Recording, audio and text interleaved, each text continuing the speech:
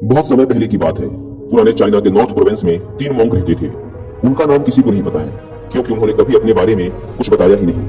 उन्होंने कभी किसी बात का जवाब नहीं दिया। चीन में बस उन्हें 3 हंसते हुए भिक्षु के नाम से जाना जाता था। वे तीनों सिर्फ एक ही काम करते, एक गांव में प्रवेश करते, बाजार के बीचों बीच खड़े होते और हंसना चालू कर देते। वे अपने पूरे अस्तित्व के साथ हंसते। अचानक लोगों का ध्यान उनकी तरफ खींचा चला आता और धीरे धीरे उनके चारों तरफ एक बड़ी भीड़ इकट्ठा हो जाती। वे इतनी एकाग्रता, तल्लीनता व संपूर्णता के साथ हंसते कि उनकी हंसी देखकर सारा गांव हंसने लग जाता। जब वो पूरा गांव हंसी के समुद्र में डूब जाता तो वे दूसरे गांव चले जाते। वे ना तो कुछ बोलते थे, ना ही कुछ उपदेश देते और ना ही कुछ शिक्षा। वे जहां भी जाते अपनी हंसी से ऐसा माहौल बना देते कि लोग अपने सारे दुख दर्द खोलकर बस हंसने लग जाते। धीरे धीरे चाइना के लोग उन्हें बहुत प्यार करने लगे और वो पूरे चाइना में फेमस होते गए, 3 लाफिंग मॉन्क के नाम से।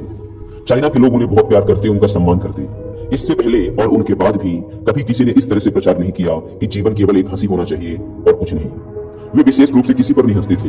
वे बस हंसते थे जैसे कि उन्होंने ब्रह्मांडी मजाक को समझ लिया हो, जैसे कि उन्होंने ईश्वर के मजाक को समझ लिया हो। और उन्होंने एक शब्द का उपयोग किए बिना पूरे चाइना में इतना आनंद फैलाया जितना आज से पहले किसी ने न फैलाया था। लोग उनका नाम पूछते लेकिन वे बस हंसते, तो यह उनका नाम बन गया 3 हंसते हुए भिक्षु, 3 लाफिंग मॉन्क्स। पूरे चाइना में घूम घूम कर लोगों को हंसाते हुए समय के साथ वे तीनों बूढ़े हो गए और एक रात जब वे एक गांव में ठहरे हुए थे, उन तीनों में से एक भिक्षु की मौत हो गई।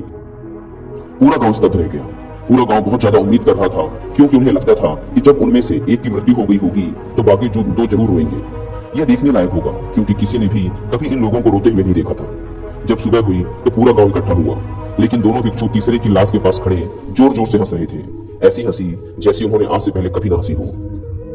गांव के कुछ बड़े बुजुर्गों ने उन्हें समझाने की कोशिश की कि यह आपका साथी था और इसकी मृत्यु पर आपको हंसना नहीं चाहिए।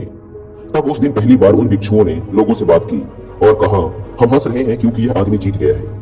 हम हमेशा सोचते थे कि पहले कौन मरेगा, लेकिन इस आदमी ने पहले मरकर हमें हरा दिया। हम अपनी हार व इसकी जीत पर हंस रहे हैं। इसके अलावा यह कई वर्षों तक हमारे साथ रहा।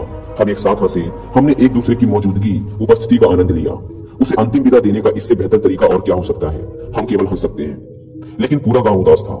जब मृत भिक्षु के शरीर को अंतिम संस्कार के लिए चिता पर लिटाया गया तो सारे गांव वालों को एहसास हुआ कि शेष 2 भिक्षु केवल मजाक नहीं कर रहे थे, वह तीसरा जो मृत था वह भी हंस रहा था। चीन में यह प्रथा थी कि जब एक इंसान की मृत्यु हो जाती थी तो उसके पुराने कपड़े उतारकर उसे नहला धुलाकर उसे नए कपड़े पहना दिए जाते थे।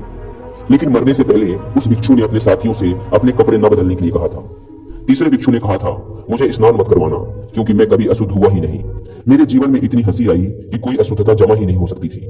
मैंने कोई धूल जमा नहीं की है। हंसी हमेशा जुआ और ताजा होती है, इसलिए मुझे नहलाकर मेरे कपड़े मत बदलना।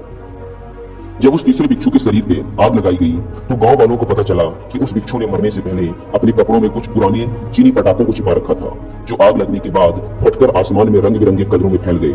और यह देखकर एक बार पूरा गांव जोर जोर से हंसने लगा। तो इस तरह से वह तीसरा मॉन्क मरने के बाद भी सारे गांव वालों को हंसा गया। और यह देखकर शेष दोनों भिक्षुओं ने कहा, चालाक आदमी, तुम मर चुके हो, लेकिन तुमने हमें एक बार फिर हरा दिया।